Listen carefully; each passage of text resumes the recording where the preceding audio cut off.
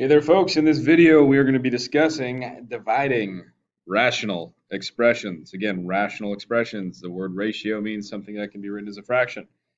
That being said, let's do a quick recap on how we would divide fractions. I've made up the example 5/8 divided by 3/4. Division, when we're talking about fraction operations, is the same as multiplying by the reciprocal. So instead of dividing by 3/4, I can think of this as multiplying by 4/3. So the first fraction will not change. The second one flips over and division changes to multiplication. And now this is just a straight up multiplication problem. 5 times 4 is 20 over 8 times 3 is 24. Or I could go through and see if maybe I can reduce anything. Well, I'm noticing a 4 and an 8. They'll reduce to a 1 and a 2, and nothing else will reduce. So 5 times 1 is 5, over 2 times 3 is 6. Final answer.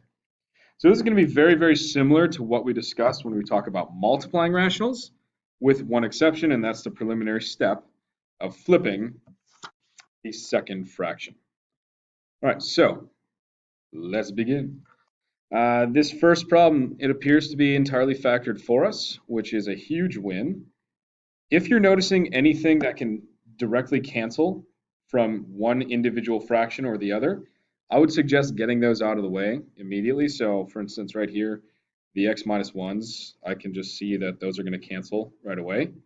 I don't need to flip that over to see that. It'll still cancel if it's flipped. And I can't really do this x plus 5 and this 2x plus 5 because they're not the exact same factor. That 2 kind of ruins everything. All right, so let's go. We're going to have 3 times x plus 5 times x minus 4 over 2x plus 5. That thing did not change. Times, you can use a dot or an x for multiplication, doesn't matter. We've got 2x plus 5 now is in the numerator. 3x plus 2 is in the denominator.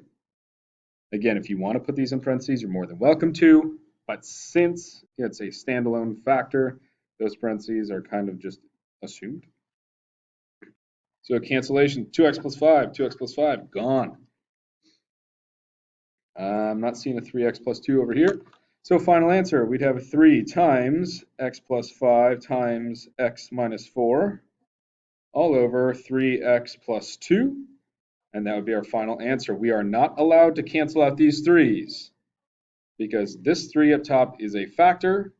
However, this 3 down below is just a term. So it's a part of this overall factor. So this 3 is attached to the x, which is being added to the 2. So again, you don't have to write the parentheses, but it's assumed that there would be parentheses around there. Now, if there was parentheses just around the x plus 2, then by all means, those 3's could cancel. However, that is not the case. All right, this next one's going to have a little bit more work to it because now we actually have to factor this beast out.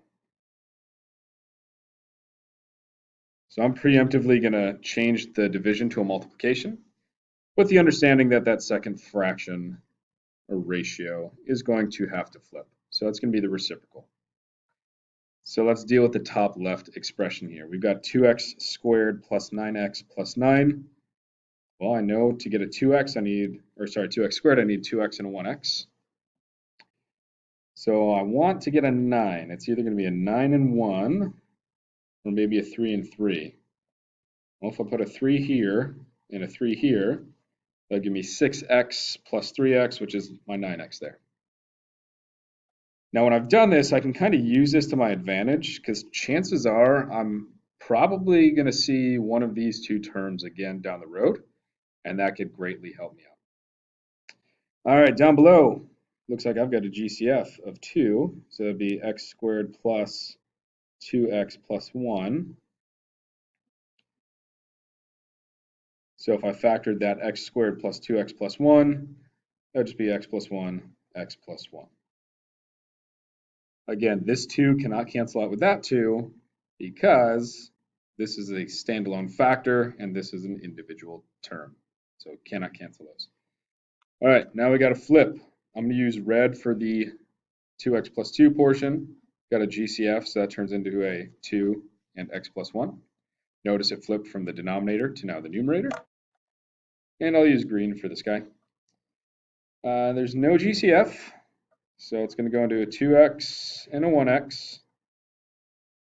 Things that multiply to be 9 but add up to a negative 3. Oh boy. Well, again, if I'm a gambling man, I'm probably going to see either an x plus 1 show up or maybe one of these two terms. If I had a 2x times a negative 3, that would give me a negative 6x plus 3x. That would work. And just like I suspected, I'm seeing things that will cancel. So everything's factored out. Now we go for cancellations. The 2's, that's a standalone 2, that is a standalone 2. Outside of parentheses, outside of parentheses. What else? 2x plus 3, 2x plus 3, gone. X plus 1, x plus 1. Now I realize this x plus 1 shows up 2 times, but since there's only one x plus 1, I can only cancel out one of these x plus 1s, and no, it doesn't matter which one I choose.